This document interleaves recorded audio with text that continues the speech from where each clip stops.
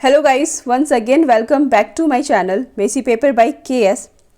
तो गाइस, आज का जो वीडियो है उसमें मैं आप लोगों को बताने वाली हूँ बैक क्वेश्चन के बारे में। और ये बैक क्वेश्चन जो है वो 2015 का है। यहाँ पे आप देख सकते हैं कॉर्नर में लिखा हुआ है 5U, ठीक है, डेज 107 डेज सेकेंड, ठीक है। तो ये जो 5U लिखा हुआ है इसका मतलब ये है कि क्वेश्चन बैक क्वेश्चन जो है ये 2015 का है।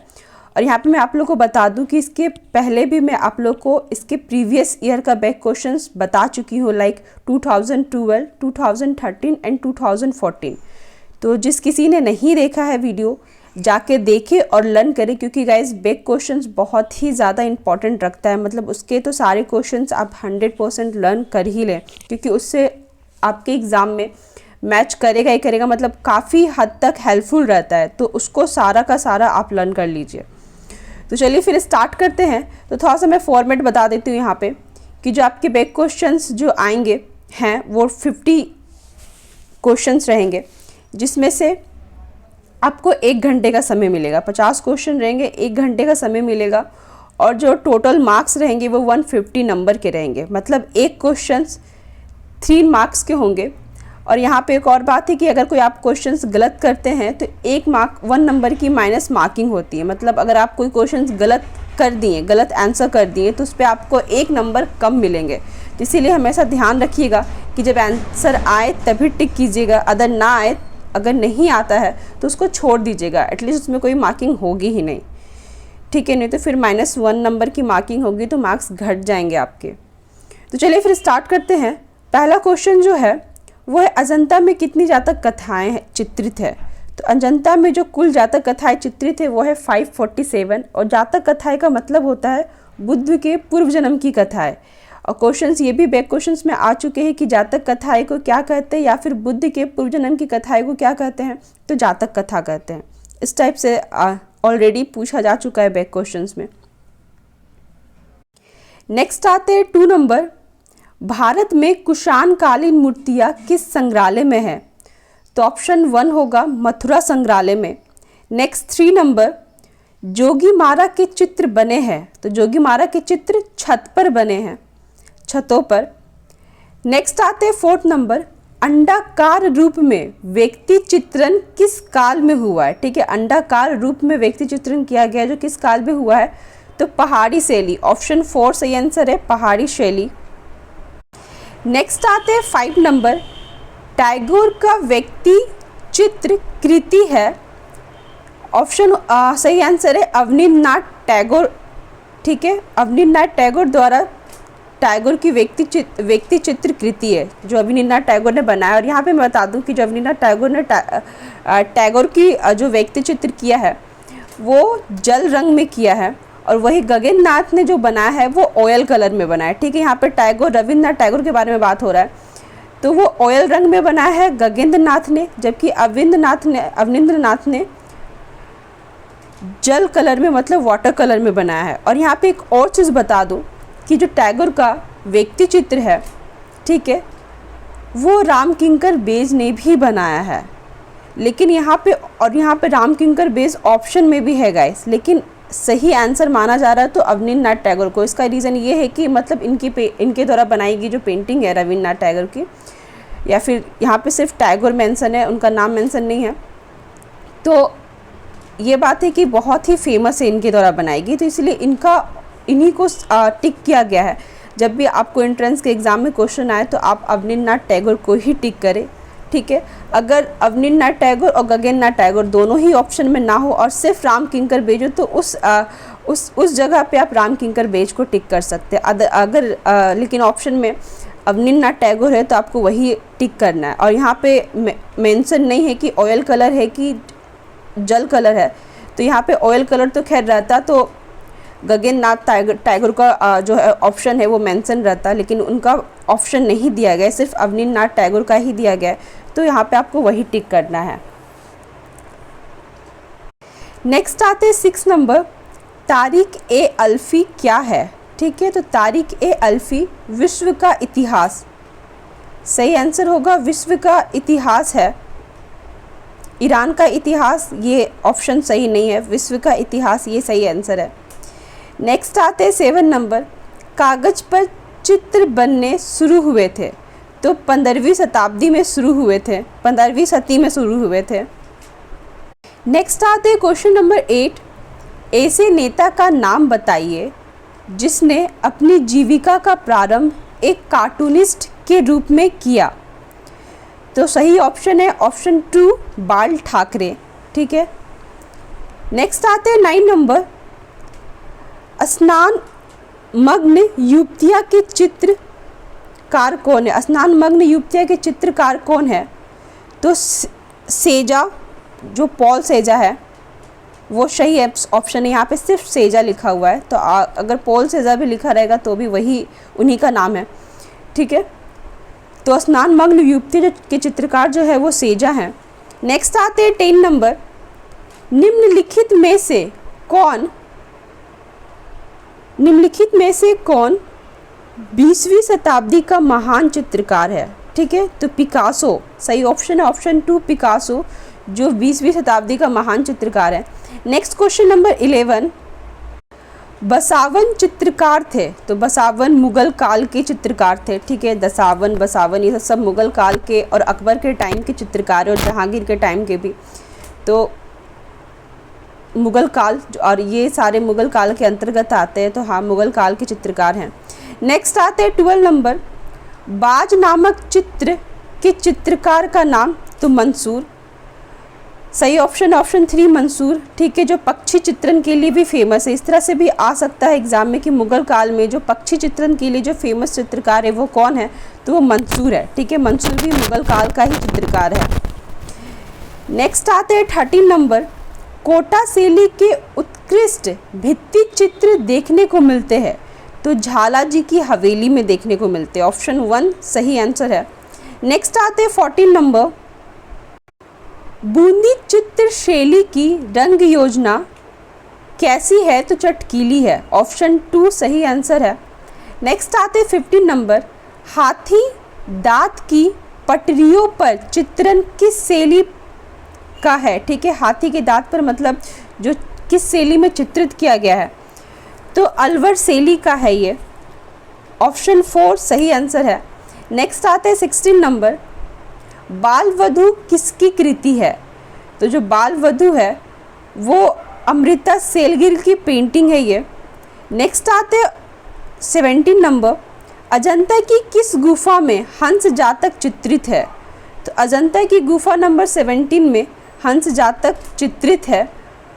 और ये सारी चीज़ें जो गाइज मैं बता रही हूँ आपको, ऑलरेडी मैंने जो मेरा थ्योरी क्लासेस जो चलता है उसमें मैंने सारी चीज़ें आप लोग को ऑलरेडी बता रखा है, और आप अगर पढ़ते हैं तो देख सकते होंगे कि सारी क्वेश्चंस लगभग सब मैच कर रहा है।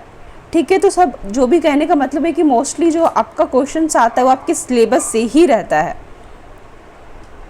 नेक्स्ट आते हैं क्वेश्चन नंबर 15, किस चित्रकार ने अपना कान काटकर अपनी प्रेमिका को भेंट दिया था? ठीक है, ये क्वेश्चंस भी मैं पढ़ा चुकी हूँ आप लोग को, जब मैं इसका सही ऑप्शन है वॉन गोग ने, और जब मैं वॉन गोग के बारे में मैंने आप लोग को ऑलरेडी बताया था उसके बारे में, तो मैंने ये भी मेंशन किया था कि हाँ उन्होंने अपना कान काटकर अपनी प्रेमिका को भेंट में दिया है। नेक्स्ट आते हैं क्वेश्चन नंबर 19, यहाँ पे गाइस सॉरी 15 के बाद सीधे 19, ये वॉन गोग वाला क्वेश्चन जो था गाइस वो 18 नंबर क्वेश्चन था। ठीक है, अब आते हैं 19 नंबर क्वेश्चन में, बाघ गुफा चित्रों पर किस शैली का प्रभाव पड़ा है? ठीक है, तो अजंता शैली का प्रभाव पड़ा है बाघ गुफा चित्रों पर। ठीक है, बाघ गुफा जो है अजंता शैली के ही अंतर्गत आती है। अजंता शैली के अंतर्गत बहुत सारी बाघ गुफा, जोगीमारा गुफा, एलिफेंटा, एलोरा, ऐसे बहुत सारी गुफाएं आती है, तो उसमें से बाघ गुफा भी एक है। तो किस शैली का प्रभाव पड़ा? तो अजंता शैली का प्रभाव पड़ा है। नेक्स्ट आते हैं क्वेश्चन नंबर 20, राग रागनी के चित्र भारत के किस प्रदेश में मुख्यतः बने हैं? तो राजस्थान में बने हैं, ऑप्शन 4 सही आंसर है। नेक्स्ट आते हैं क्वेश्चन नंबर 21, ओम प्रकाश चौरसिया किस वाद्य यंत्र से संबंधित है? ठीक है, तो सही ऑप्शन है संतूर। ठीक है, संतूर वाद्य यंत्र से संबंधित है ओम प्रकाश चौरसिया। नेक्स्ट आते हैं क्वेश्चन नंबर 22, प्रागैतिहासिक चित्रों के मुख्य रूप से कौन सा रंग उपयुक्त हुआ है? तो गेरू रंग प्रागैतिहासिक जो चित्र है उसमें मोस्टली गेरू रंग का ही प्रयोग हुआ है। नेक्स्ट आते हैं क्वेश्चन नंबर 23। किस कलाकार ने सड़ंग की चर्चा अपनी टीका में की है? तो यशोधर पंडित ने सड़ंग की चर्चा अपनी टीका में की है। नेक्स्ट आते हैं 24 नंबर। किस चित्र शैली में लघु चित्र बनने प्रारंभ हुए? तो जैन शैली में लघु चित्र बनने प्रारंभ हुए हैं। नेक्स्ट आते हैं क्वेश्चन नंबर 25। रंगों की शक्ति में बढ़ावा किसमें वृद्धि करता है? तो रंगों की शक्ति में बढ़ावा दृष्टता में वृद्धि करता है। ऑप्शन 4 सही आंसर है। नेक्स्ट आते हैं 26। लोगो कहते हैं, लोगो किसे कहते हैं? तो किसी कंपनी या वस्तु के स्टाइल वाले नाम को, ठीक है, लोगो कहते हैं। नेक्स्ट आते हैं 27। 2 या 2 से अधिक अक्षर एक साथ मिलाकर एक ही बॉडी में डालने को क्या कहते हैं? तो लिगेचर कहते हैं, ठीक है। ऑप्शन 3 सही आंसर है। नेक्स्ट आते हैं क्वेश्चन नंबर 28। रेडियो विज्ञापन जिनमें गानों और संगीत का प्रयोग होता है कहलाते हैं जिंगल्स कहलाते। ऑप्शन 4 सही आंसर है। Next 29 number question. 1 इंच में रहता है 72 point. 1 inch equal to 72 point होता है और वही 1 पाई का इक्वल टू 12 पॉइंट होता है, ठीक है। 1 पाई का इक्वल टू, ये भी क्वेश्चन आता है कि 1 पाई का इक्वल टू कितना पॉइंट? तो 12 पॉइंट। और 1 inch equal to 72 point. Next आते हैं क्वेश्चन नंबर 30। भारत में मैकेनिकल प्रिंटिंग कब शुरू हुई? तो 1556 में शुरू हुई और गोवा में शुरू हुई, ठीक है। सबसे पहले प्रिंटिंग मशीन को गोवा ही लाया गया था। ये भी क्वेश्चन आ सकता है आपके एग्जाम में कि सबसे पहले प्रिंटिंग मशीन जो है इंडिया में किस स्थान पर आई थी? तो गोवा में आई थी और 1556 में आई थी और वहीं पे शुरू भी हुई थी। नेक्स्ट आते हैं क्वेश्चन नंबर 31। यांत्रिक छपाई की शुरुआत हुई है गोवा में, ठीक है। यांत्रिक छपाई की शुरुआत कहाँ हुई है? तो गोवा में हुई है और 1556 में ही हुई है। Next question number 32। जो व्यक्ति विज्ञापन के लिए लिखता है तो क्या कहलाता है? वो कॉपीराइटर। ऑप्शन 3 सही आंसर है। नेक्स्ट क्वेश्चन है 33 नंबर। भारत में छपने वाले पहले अखबार का नाम क्या था? ठीक है, तो बंगाल गजट। ऑप्शन 3 सही आंसर है, बंगाल गजट था। और सबसे पहले जो है अखबार छपा था वो कोलकाता में छपा था, ठीक है, और बंगाल गजट के नाम से छपा था। नेक्स्ट आते हैं क्वेश्चन नंबर 34। किसी समाचार पत्र के एक कॉलम की पंक्तिमान मेज़र क्या है? ठीक है, पंक्तिमान या मेज़र कुछ भी कहिए, एक कॉलम का जो है मेज़र है वो क्या है? तो 4.5 सेंटीमीटर। बहुत ही इंपॉर्टेंट क्वेश्चन है ये, 4.5 सेंटीमीटर। नेक्स्ट आते हैं 35 नंबर। बड़े अक्षरों को कहते हैं, तो बड़े अक्षरों को क्या कहते हैं? Upper case. ऑप्शन 3 सही आंसर है। नेक्स्ट आते हैं गाइस 36 नंबर। मूल रंग कौन सा है? तो मूल रंग नीला है। लाल, नीला, पीला, ये तीनों ही कलर मूल कलर माने जाते हैं, यानी प्राइमरी कलर माने जाते हैं। और वही सेकेंडरी कलर हो गया आपका नारंगी, बैगनी और ग्रीन। एक मिनट।